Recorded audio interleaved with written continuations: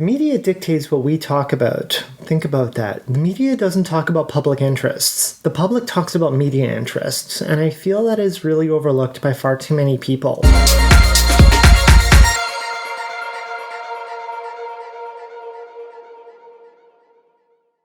Hello, happy Sunday. Welcome to Dwell On It. Thank you for everybody who has helped me reach 100 subscribers. As a matter of fact, that even goes before the last episode. Between recording and posting, I ended up hitting 100 subscribers. And so nonetheless, for everyone who has helped me reach this milestone, a big thank you so much for all of that help. As I've been talking about with passive gains, that is going to just help continue to amplify this channel. I know that, like, straight up, the next milestone, according to YouTube, is 1,000 subscribers, and the big thing from there is beginning monetization. I'm not in this for the cash, but I do want people to continue to subscribe, to help promote, to share the channel. Reaching 100 people is fantastic. Reaching 200, 300, 500, 700, 1100, so on. That is the most important part of advocacy, to speak to as many people as possible. So if you have not subscribed yet to this channel while you're here, please do. If you like the content, please hit like, and then please share this content with your peers, with your networks, and so on, to again just get this message to continue to be heard. I'm so grateful for everyone's participation, especially as of late, which is really fantastic. The feedback has been so great to just read and experience, and even just share it with peers, of seeing, like, look at some of the comments and feedback and DMs and so on, to be getting from others, and knowing there's a positive impact out there is incredibly meaningful. Obviously, it's a byproduct of the goal. I can only hope that, again, with more subscribes, more shares, and then more interaction, would just continue to get this channel and the messaging, of course, spread to as many people as possible. Again, considering what's happening in the States lately, especially when we look at states passing more anti-trans bills, the tire fire that's happening in Texas, and granted, even though that there's some federal intervention, the fact that it is still an effort for trans erasure is something that this conversation must not just get stalled at 100 subscribers. This is a real serious thing, and advocacy is very important. And honestly, when it comes to things like Dwell On It, like I said, there's lots of questions that are trans focused, and there's lots of other questions too where you just get to know me as a human being, right? Again, thank you so much to everybody who has already subscribed. If you haven't, like I said already, like, share, subscribe. Before we get started, there's 2 links in the description that I'm going to continue repeating that I hope that we can get some help with as well. There's a fundraiser for Run for Women, which is supporting women's mental health and women's wellness programs. For the program that's in Winnipeg, the support goes to Mood Disorders Association of Manitoba. I've been participating in the event since 2016. This year, I'm aiming to reach $1,411. So if you would like to contribute towards that program, towards women's mental health awareness, please click that link and donate whatever you are able to, and you will get a tax receipt as well for that. And thank you so much in advance for your support. Similarly, there's another fundraiser that I have that's happening almost right at the exact same time. Run for Women's on June 5th. The Walk for Muscular Dystrophy is going to be on June 11th. I'm trying to reach $1,411 for that. Same thing, link in the description, tax receipt for anything that you want to donate for that too. Help me reach $1,411 for both. They're both incredibly meaningful programs and special to me, and your help is super appreciated. So let's get into the grab bag. Next, I ended up getting a couple of really quick questions that I can answer before anything else this week without getting into more detail than necessary, so let's just start with that. One question was, does HRT affect body hair? When it comes to HRT, one thing to remember always, your mileage may vary. Now, I'm not saying that it's going to work for me and it's not going to work for you, but when we really consider something like puberty, which I'm sure everyone listening to this has experienced puberty by now, the experience of puberty is different for pretty much everybody out there, but there's pretty much a template as to what we're expecting to happen, whether it's a testosterone-based puberty or an estrogen-based puberty. So when it comes to HRT, remember, I've mentioned in the past, HRT is essentially puberty 2.0. Remember, the R stands for replacement, hormone replacement therapy. So you are going through puberty again, have at her. So does HRT affect body hair? Yes, it's going to affect the body hair based on the hormones that you are now taking. So if you are taking testosterone, the body hair that you have will likely get darker, thicker, and in more places. And again, you can't say where exactly it's going to be because every body is different, but you can typically imagine you can have more on the arms, on the chest, on the belly, on the butt, on the leg, and of course on your face. When it comes to an estrogen-based HRT, same thing, that you're going to have body hair thinner, lighter. This isn't an elimination of hair, but what it's going to do is it's going to just start taking a lot of that darkness and thickness away. On a note, what I did before I started transitioning is I ended up investing in something called an IPL. This is definitely not a sponsored ad. I think, like, here's how I know. I think the brand that I bought was Braun. It was many years ago, but nonetheless, IPL stands for Intense Pulsed Light. As I mentioned 2 weeks ago, I think it was, about laser facial hair removal. It's kind of like that, but way less intense. So it's not really super effective for the face, but it is absolutely effective on other areas of the body. Full disclosure, it does not work for everybody because it does need to have a contrast between skin color and hair color. However, if you do have hair that is, brown or black and is going against any type of skin tone that just allows to see a difference, there's a very good chance that IPL will help thin and lessen the regrowth process for anybody who chooses that body aesthetic. And I say it like that because honestly, that standards of who's supposed to look like what is not what we're here for. If you want to have body hair all over your place, knock yourself out. I like smooth, and I was more than happy to watch a movie and be doing my legs at the same time. That's just my personal preference. So if you do want to look at that, I certainly recommend it. And frankly, just from experience, I recommend doing it as early as possible because having more darker hair to work with earlier is actually more efficient than thinner, lighter hair down the line. So put that as some food for thought when it comes to body hair and transitioning. I went a little longer. I got a little storytelling. Sorry. Weird question, but has your voice gotten higher? Maybe, probably.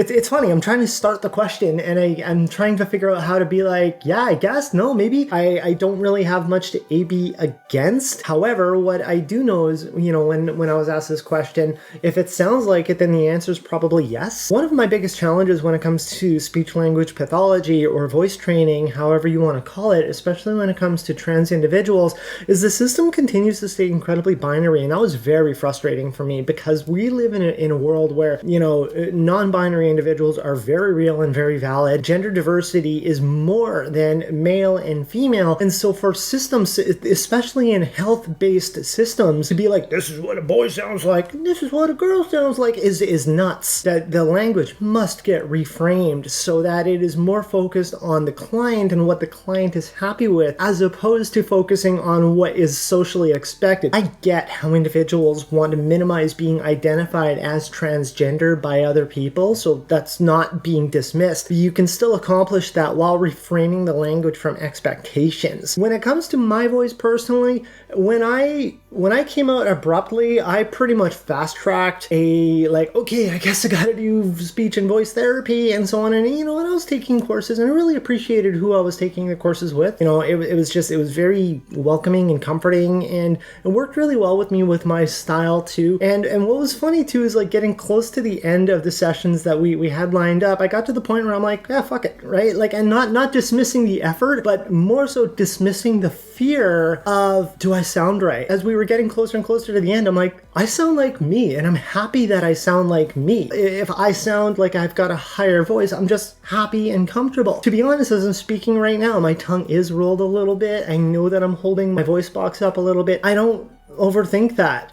What I do know is that I do like to sing, even poorly, right? I've got a karaoke channel. Check it if you want to have bleeding ears, but that's aside from the point. But, I still like my country, and a lot of the stuff that I'm familiar with was from in a past life, and I like to sing it still. And I'm not afraid to drop my voice. I'm even trying to artificially drop my voice right now, and I kind of can't. I know I can, but I'm struggling with it because I'm just trying to let go, but it's just naturally being held up, which is good. which is kind of what you want when it comes to, if you want to adjust a more natural voice, because it shouldn't be labor, it shouldn't be effort. An analogy that I was using is it's a lot like exercise. It is a muscle. When people are taking a testosterone-based hormone replacement therapy, their voice will likely deepen because the muscle will actually thicken. However, that muscle does not get thinner when you're on estrogen, so you need to manipulate it in other ways, such as moving the voice box and just changing your inflection and so on as well. And what's funny is, like, I don't remember what I sounded like in a past life, so even if I tried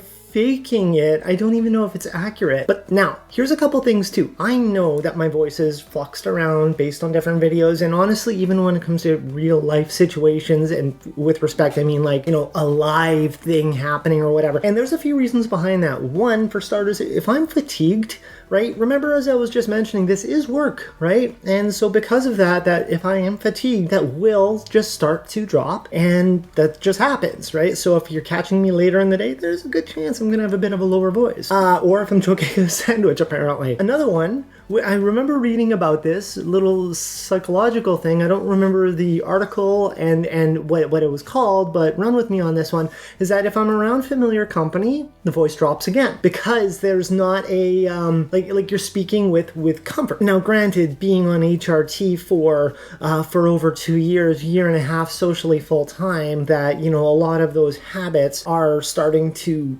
significantly fade away, but there's just an inherent comfort around people you're comfortable with, and because of that, your guard comes down, to put it for the lack of a better word. And when your guard comes down, you become more relaxed, and when you get relaxed, this again, everything I was just saying, it's funny, it's all these weird little psychological things. Okay, but nonetheless, right? So has my voice gotten higher? If anyone says yes, then the answer is probably. I love my voice, we'll see where it goes. And again, right, like, I know for sure, right, that you can hear my voice kind of warble around if you check out that karaoke channel. Please don't expect high quality music. Whatever, I have fun with it. Why did you choose the name Taylor, and where the heck did the last name come from? Okay, so Taylor, my name is Taylor Elizabeth LaChrist. In last week's episode, this is actually what inspired the question, because I got a text saying, hey, I think you're reading my mind, because I had this question. So in 2017 is when I landed on Taylor being my chosen name. During that time is when I was deciding to be like, this is my time. This is me serious going forward time. And with that, I knew that I needed kind of like a fresh start. Way back when,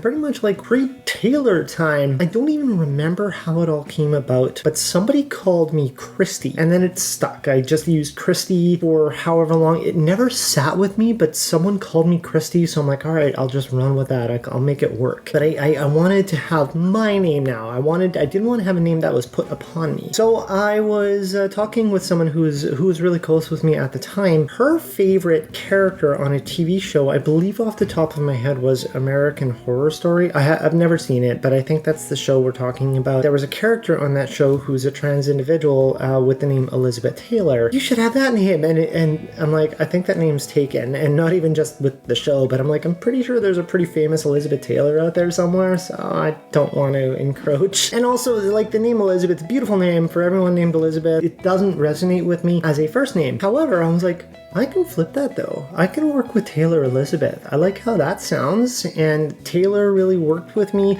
And a funny byproduct with Taylor is that because Taylor can be a rather androgynous name, it also helped a lot during like my potato mode time. When I was getting familiar with getting called Taylor, like, hey, your name is Taylor, and I was still just kind of getting acclimated when it came to coming out. So it was just kind of like a convenient byproduct of that too. Taylor Elizabeth is what I worked with, and my last name is essentially just from a bunch of inspirations of life. There are about 6 or 7 inspirations put together in that name, and I built it, and I was really happy with how it all flowed. Taylor Elizabeth LaChrist, and it just spoke to me, and it's mine. I'm so happy with it, and it also doesn't seem terribly out of place. Everything feels like me, and I love it, and I'm grateful for the suggestion for Elizabeth Taylor, because that really helped me just flip that and then create something that became mine, and and I'm so happy. That's how it all got put together. And then that's me. That's who I am. And then the last question over the last week, and this one's just a little serious. What do I think of what's happening in Ukraine?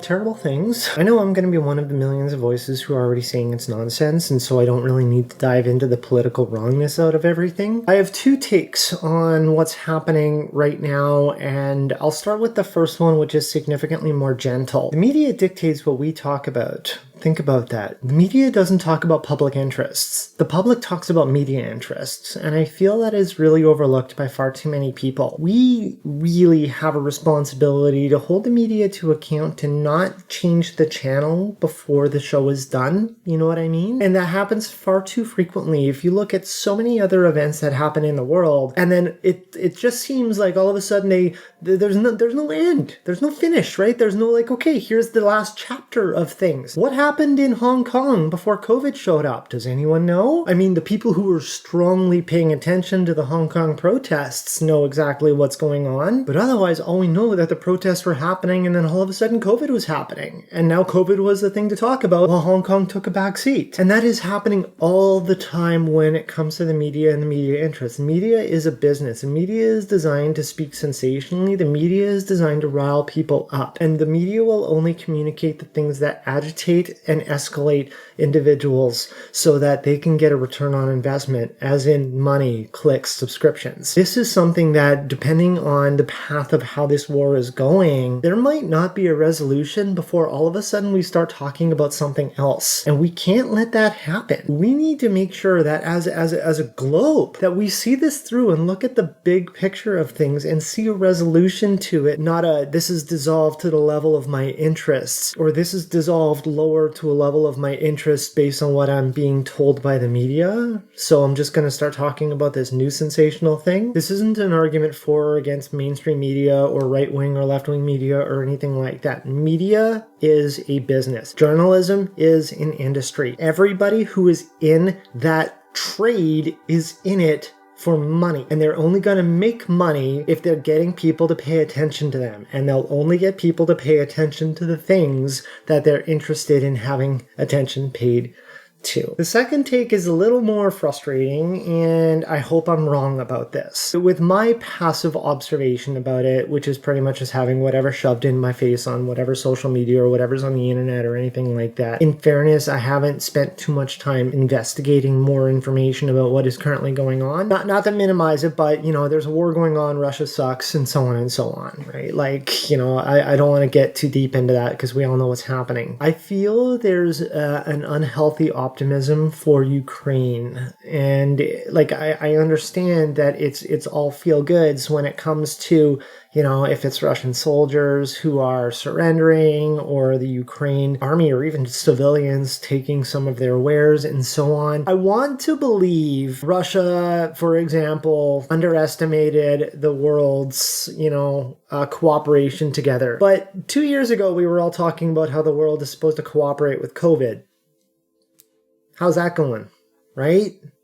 How is that going? I struggle to believe that Russia is ignorant. I struggle to believe that Russia, for example, would be surprised by all of the sanctions. And I'd love to be shown that they are surprised by all of these sanctions. But again, where is that coming from? And how do we know those things? What I mean by that is this. I refuse to believe that Russia is sending their best, which is very similar to their worst. I believe very strongly that Russia is you know, sending their worst, right? And sending people who shouldn't be in a war, like all these poor teenagers, the young soldiers who thought that they were doing training exercises and so on. That is abhorrent on so many levels. And honestly, when it comes to the war crimes and this and that, like I'm not missing any of those things. But when it comes to, you know, people saying that Russia's got poor equipment and this is all they've got for that and da-da-da-da-da. Russia is aware that NATO does not want to engage because NATO doesn't want to see a third world war. Not many people do. And so because Russia is aware of that, they're pushing the boundaries as much as they can, literally. If they know that they've got that leeway, they're not going to be using their best equipment, their best people, because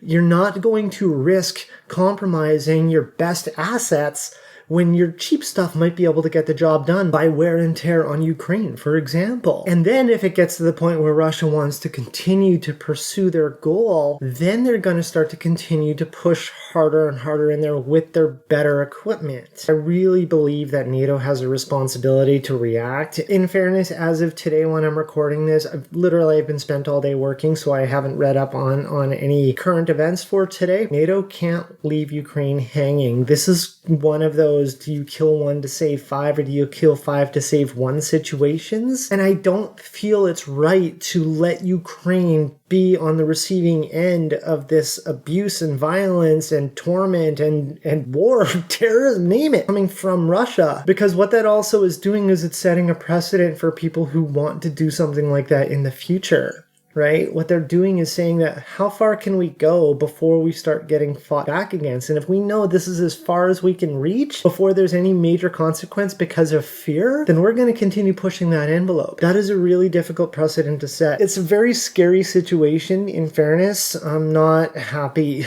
with it. There's no right way out of this. When I was asked this question, I was saying, like, I normally have a pretty good beat on things, and this one I don't have a beat on. I just believe strongly that there's a lot of optimism that is out of place. Remember that when it comes to social media, everyone sits in their little silos, right? Sometimes they're big silos and sometimes they're little silos, but when you get to curate what you pay attention to that props up your interests, what you want to see happens more frequently.